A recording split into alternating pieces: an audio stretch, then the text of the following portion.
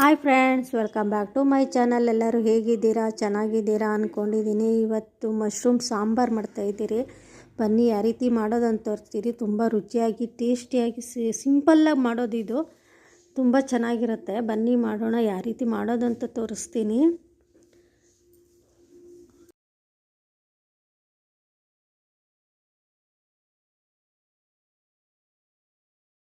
ಮೊದಲಿಗೆ ನಾನು first 2 packet mushroom ತೊಗೊಂಬಂದಿದ್ದೆ. ಅದನ್ನೆಲ್ಲ ಬಿಡಿಸಿ ಕ್ಲೀನ್ ಮಾಡೋಣ. ಮತ್ತು ಸಣ್ಣ ಸಣ್ಣದಾಗಿ ಹಚ್ಕೊಂಡಿದ್ದೀನಿ. ಅದು ಸ್ವಲ್ಪ ದಪ್ಪ ದಪ್ಪ ಹಾಕ್ಬಿಟ್ರೆ ಮಸಾಲೆ ಹಿಡಿಯಲ್ಲ. ಅದಕ್ಕೋಸ್ಕರ ಸ್ವಲ್ಪ ಮೀಡಿಯಮ್ಮಾಗಿ ಅದನ್ನ ಪೀಸ್ ಮಾಡಿ ಚೆನ್ನಾಗಿ ತೊಳ್ಕೊಬೇಕು. ನೋಡಿ, ಅದು ಸ್ವಲ್ಪ ಬ್ಲ್ಯಾಕ್ ಇರುತ್ತೆ. ಅದನ್ನೆಲ್ಲ ನೀಟಾಗಿ ನಾವು ಕ್ಲೀನ್ ಮಾಡಬೇಕು. ಮತ್ತು ಮಶ್ರೂಮು ಆಲೂಗಡ್ಡೆ ಹಾಕಿ ಇದು ಸಾಂಬಾರು ಮಾಡ್ತಾಯಿರೋದು. ತುಂಬ ಟೇಸ್ಟಿಯಾಗಿರುತ್ತೆ. ಮತ್ತು ಆಲೂಗಡ್ಡೆನ ಸಿಪ್ಪೆ ತೆಗಿಬೇಕು. ಸಿಪ್ಪೆ ತೆಗ್ದಿಲ್ಲ ಅಂದರೆ ಸ್ವಲ್ಪ ಬೇಯೋದು ಲೇಟ್ ಆಗುತ್ತೆ. ಅದರಿಂದ ಸಿಪ್ಪೆ ತೆಗಿಬೇಕು. ತುಂಬ ಚೆನ್ನಾಗಿರುತ್ತೆ.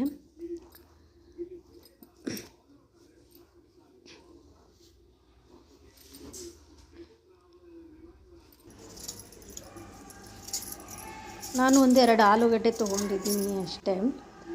ಅದನ್ನು ಸಣ್ಣಗೆ ಹಚ್ಕೊಳ್ಳೋಣ. ನಮಗೆ ಎಷ್ಟು ಬೇಕೋ ಅಷ್ಟು ತೊಗೊಂಡ್ರೆ ಸಾಕು. ನಾನು 1-2 ಆಲೂಗಡ್ಡೆ ತೊಗೊಂಡಿದ್ದೀನಿ ಅಷ್ಟೇ. ಜಾಸ್ತಿ ಆಲೂಗಡ್ಡೆ ಹಾಕಿದ್ರೂ ಅಷ್ಟೊಂದು ಚೆನ್ನಾಗಿರಲ್ಲ. ಮೀಡಿಯಮ್ಮಾಗಿ 1 ಇಲ್ಲ 2 ಹಾಕಿದ್ರೆ ಸಾಕು. ಮತ್ತು ಒಂದು ಸ್ವಲ್ಪ ಶುಂಠಿ, ಮತ್ತು ಈ ಹಸಿಮೆಣ್ಸಿನ್ಕಾಯಿ, ಈರುಳ್ಳಿ 1-2 ತೊಗೊಂಡಿದ್ದೀನಿ. ಹಸಿಮೆಣ್ಸಿನ್ಕಾಯಿ ಒಂದು 5-6 ತೊಗೊಂಡಿದ್ದೀನಿ ಸಾಕು. ಹಸಿಮೆಣ್ಸಿನ್ಕಾಯಿ ಬೇಕಂದರೆ ಖಾರ ಪುಡಿ ಹಾಕ್ಕೊಬೋದು. ಅದೆಲ್ಲ ಚೆನ್ನಾಗಿ ಫ್ರೈ ಆಗಲಿ. ಕೆಂಪಾಳ ಆಗಬೇಕದು. ಬೆಳ್ಳುಳ್ಳಿ, ಕೊಬ್ಬರಿ ಮತ್ತು ಶುಂಠಿ, ಮತ್ತು ಆಗಲೇ ನಾವು ಈರುಳ್ಳಿನೂ ಹಸಿಮೆಣ್ಸಿನ್ಕಾಯಿ ಪೇಸ್ಟ್ ಸಣ್ಣಗೆ ಇದು ಮಾಡ್ಕೊಂಡಿದ್ರಲ್ಲ, ಹುರ್ಕೊಂಡಿದ್ರಲ್ಲ, ಅದು ಹಾಕಬೇಕು.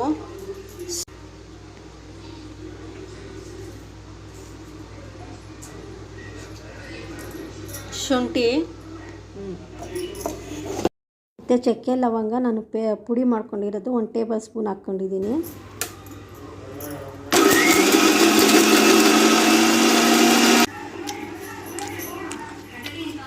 ಮಸಾಲೆ ಪುಡಿ 2 ಟೇಬಲ್ ಸ್ಪೂನು. ಅರಿಶಿನ ಪುಡಿ ಒಂದು ಸ್ವಲ್ಪ. ಇದನ್ನೆಲ್ಲ ನುಣ್ಣಗೆ ಪೇಸ್ಟ್ ಮಾಡ್ಕೊಳೋಣ. ಟೊಮಾಟೊ 3 ರೂಪಾಯಿಗೆ ಹಾಕ್ಕೊಳೋಣ.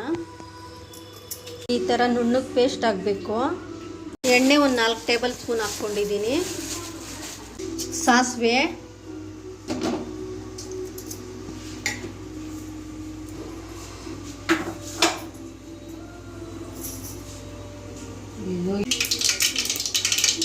ಒಂದು ಈರುಳ್ಳಿ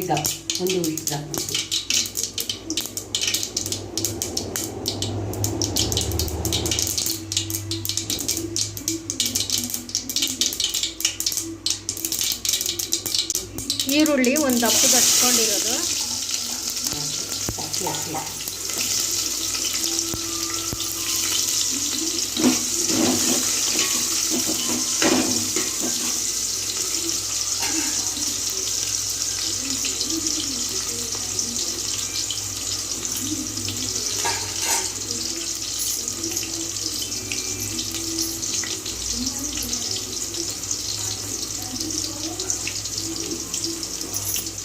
ಮತ್ತು ಕರಿಬೇವು,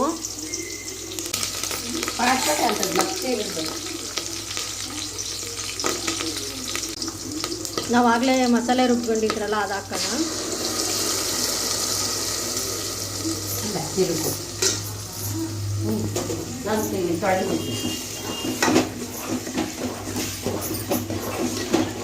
ಸ್ವಲ್ಪ ನೀರು ಹಾಕ್ಕೊಂಡಿದ್ದೀನಿ. ಅದಕ್ಕಿದ್ರೆ ಸಾಕು. ಮತ್ತು ರುಚಿಗೆ ತಕ್ಕಷ್ಟು ಉಪ್ಪು. ಕಾಯಿಲಿ ಕುದಿ ಹಾಕಿದ್ಮೇಲೆ ಆಲೂಗಡ್ಡೆ ಮತ್ತು ಮಶ್ರೂಮ್ ಹಾಕೋಣ. ಕುದಿಬೇಕಿದು. ಈಗ ಕುದಿ ಎಕ್ಕಿದೆ. ಕುದಿ ಎಕ್ಕ ತಕ್ಷಣ ಮತ್ತು ಫಸ್ಟ್ ಆಲೂಗಡ್ಡೆ ಹಾಕ್ಕೋಬೇಕು. ಆಲೂಗಡ್ಡೆ ಹಾಕಿ ಒಂದು ಕುದಿ ಎಕ್ಕಿದ್ಮೇಲೆ ಮಶ್ರೂಮ್ ಹಾಕೋಣ.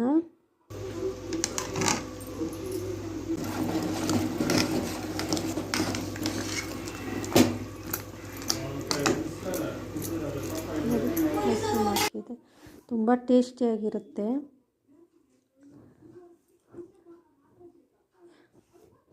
ಇದು ಒಂದು 5 ನಿಮಿಷ ಕಾಯಿಸಿದ್ರೆ ಸಾಕು. ಲಾಸ್ಟಲ್ಲಿ ಕೊತ್ತಂಬರಿ ಸೊಪ್ಪು ಹಾಕೋಣ. ಹಾಗೆ ವಿಡಿಯೋ ಇಷ್ಟ ಆದರೆ ಒಂದು ಲೈಕ್ ಮಾಡಿ, ಸಬ್ಸ್ಕ್ರೈಬ್ ಮಾಡ್ಕೊಳ್ಳಿ, ಕಮೆಂಟ್ ಮಾಡಿ. ಇಷ್ಟೊತ್ತು ವಿಡಿಯೋ ನೋಡಿದ್ದಕ್ಕೆ ಥ್ಯಾಂಕ್ ಯು. Bye bye.